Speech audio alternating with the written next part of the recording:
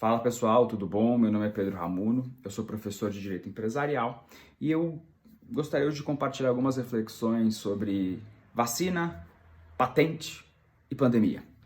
A gente vive num momento em que enfrentamos uma doença que não é tão conhecida ainda, todos os efeitos dela, uma doença que mata, uma doença que é altamente contagiosa e nesse contexto, obviamente, a vacina ela acaba vindo como o santo graal, aquilo que todo mundo está procurando para eventualmente estabelecer alguma volta à normalidade, cura, prevenção e todas as características e consequências que vocês podem imaginar disso, se é que existe ainda o antigo normal.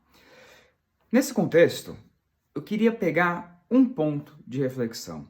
Será que a gente precisa de uma patente para isso? Ou melhor, será que a gente deveria ter uma patente para isso?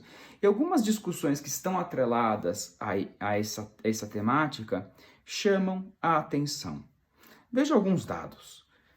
Uma das companhias ao redor do globo que busca a vacina é a Moderna Therapeutics, que foi uma companhia fundada em 2010 que até maio, final de maio, nunca tinha tido nenhuma droga, nenhum fármaco, nenhuma vacina aprovada para uso em seres humanos. Começou no finalzinho da primeira, início da segunda quinzena de maio, testes em humanos para uma possível vacina para prevenção do coronavírus. Nunca vendeu um produto efetivamente no mercado. Diante dos testes que começaram a ser realizados, houve uma emissão de ações no mercado, o que acabou levando em um dia a uma captação de 1,3 bilhão de dólares no mercado de capitais. As ações foram negociadas a 76 dólares por ação e não houve nenhum produto efetivamente vendido. E para chegar a esse preço, vários estudos foram feitos e alguns investidores mais especializados e mais reflexivos acabaram levando algumas ponderações para realizar esse investimento. Essas ponderações foram que 1/3 da população mundial de países desenvolvidos seria vacinado por ano. E se a gente estipulasse um preço por dose de 30 dólares por dose, o faturamento esperado seria algo em torno de 10 bilhões anuais. Então vejam que a motivação por investimento que pode levar ao financiamento de uma vacina não foi motivada por uma cura propriamente, mas pelo retorno financeiro proveniente disso. Segundo lugar, nessa primeira análise que foi noticiada, a preocupação era com os países desenvolvidos. Notem que países em desenvolvimento e subdesenvolvidos pouco aparecem nisso, porque se não há poder econômico, poder financeiro para comprar a vacina, para comprar o medicamento, não importa o desenvolvimento de uma solução. É só vocês verem a quantidade de pessoas que morrem na África por malária e a quantidade de pesquisas que a gente tem relacionada à cura da malária, que é muito inferior a doenças que costumam afetar países desenvolvidos. Então isso é um primeiro ponto de reflexão muito importante para a gente ver em que medida a saúde e a nossa saúde não está condicionada mais a interesses econômicos do que a você, a mim, nós, seres humanos. E naquele momento, até hoje, o preço não havia sido decidido. Eles falavam que tinha que ainda levar em consideração que o governo ele é o principal agente responsável, na maior parte dos países, pelo financiamento do sistema de saúde. Então teria que ser levado em consideração quanto que custa para o governo a manutenção de um sistema de saúde numa situação pandêmica. Olhem que coisa mais empresarial e puro marketing na precificação. Eu não olho o meu custo de produção necessariamente a remuneração do meu próprio capital, mas eu olho o quanto que isso custa para você, Estado, você, pessoa, você, mercado consumidor. Eu olho o valor que isso vai ter para você e com base no valor que isso vai ter para você, para essa solução, eu precifico. Se a gente for pensar do ponto de vista de vendas, comércio, marketing, tá perfeito. Não é propriamente um problema. Longe disso, tirando que a gente está falando de saúde, a gente está falando de ser humano. Isso, então, também tem que colocar uma pulguinha atrás da orelha. E mais do que isso, já que o governo é o principal financiador na maior parte dos países do globo do sistema de saúde, mesmo que você tenha um sistema de saúde privado que também atue, os estudos mostram que provavelmente terá o valor e a precificação da vacina calculada com base nisso. Então, se nos Estados Unidos, que é um país mais envolvido, que o Estado mais forte, mais rico for um preço, provavelmente nos demais países a gente vai ter um fracionamento desse preço de acordo com a capacidade do Estado de financiar e bancar a vacina. Vejam como é algo que, no mínimo, tem que gerar algum tipo de questionamento. E vamos ir além.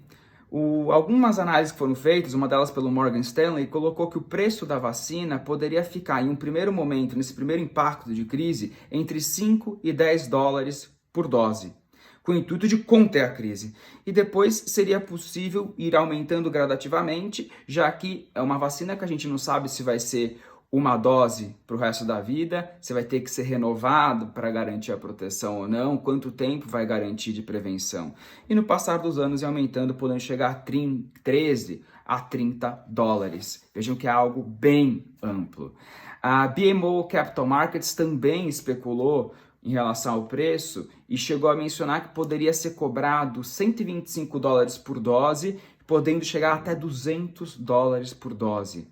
Uma coisa é clara para mim, duas análises competentes, adequadas, uma colocou como preço mínimo 5 e a outra chegou até 200. Alguma coisa não está clara aqui. Vejam que não está sendo necessariamente levado em consideração, apesar de se tratar de saúde, o custo que eu tenho para desenvolvimento e o capital que vai ser remunerado com isso. Tem que ter remuneração, sim, não estou falando que não, longe disso, mas tem que ter algum critério para essa precificação e, eventualmente, o critério de mercado para isso pode não ser bom. Em algumas coisas, menos mercado é melhor. Menos mercado é melhor. E vejam também que, a depender da característica da vacina, o preço também vai mudar. Se eu tiver uma vacina que previne, que garanta, sim, eficiência e prevenção em humanos e garanta um tempo de proteção de 10 anos, muda o preço quando eu comparo a uma vacina que garanta o tempo de proteção em 1 ano, sendo necessário anualmente a renovação da dose. Isso também vai embutir em preço. Isso também vai embutir e vai estar englobado no preço que vai ser levado ao mercado consumidor. Também se leva em consideração nessas pesquisas de precificação, por mais incrível que pareça, aumento de população. É claro, quanto maior a quantidade de pessoas no mundo, consequentemente mais gente para ser vacinada, porém também ponderam a existência de um aumento dos movimentos anti-vacinação, o que poderia acabar levando a uma redução da quantidade de pessoas vacinadas e, consequentemente, aumento do preço para garantir o retorno financeiro esperado. Além, obviamente, da pesquisa da Moderna, outras empresas pesquisam algo semelhante. Tem a Pfizer junto com a BioNTech, tem também a Johnson & Johnson, a Sanofi, dentre outras empresas que procuram uma solução para o coronavírus. E se a gente consegue outras soluções, algumas dessas empresas já entrando na fase 3, com testes em seres humanos, algumas com resultados que a gente espera positivos, isso vai acabar levando a uma competição, a uma tensão de mercado, e quando eu tenho uma competição, a tendência é o preço cair e ter uma tendência ainda maior de ganho de eficiência, de ganho tecnológico para conseguir ter diferenciação. Quando eu levo tudo isso em consideração, a pergunta que tem que ficar é: será que eu preciso de uma patente para garantir isso? Vejam a Moderna. Nem tem produto e já teve retorno financeiro em razão da pesquisa que está sendo feito. Tá certo, muito custo. Muito custo. Tem alguma dúvida se o muito custo que está tendo é maior ou menor do que aquilo que já rentabilizou com a mera pesquisa, quando os investidores esperam eventualmente ter um retorno financeiro e ter ganhado na loteria porque alguém descobriu uma cura para uma doença que está matando pessoas próximas, está matando seres humanos. E isso é algo que deveria fazer a gente questionar. A patente, ela nada mais é do que uma das formas de proteção de criações intelectuais técnicas.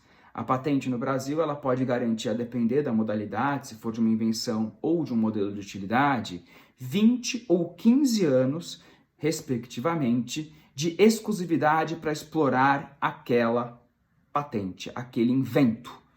E isso vai levar diversas coisas em consideração. Vai levar em consideração o tempo de análise por parte dos órgãos responsáveis pela análise no Brasil, INPI, vai levar também em consideração a necessidade, a possibilidade daquele inovador, daquele inventor abastecer o mercado, sendo que eu tenho algumas hipóteses, sim, na legislação brasileira e do mundo no geral, para levantar essa patente, quebrar essa patente, ter um licenciamento compulsório para permitir que outros laboratórios produzam essa eventual vacina para alcançar e conseguir atender a demanda de determinada região.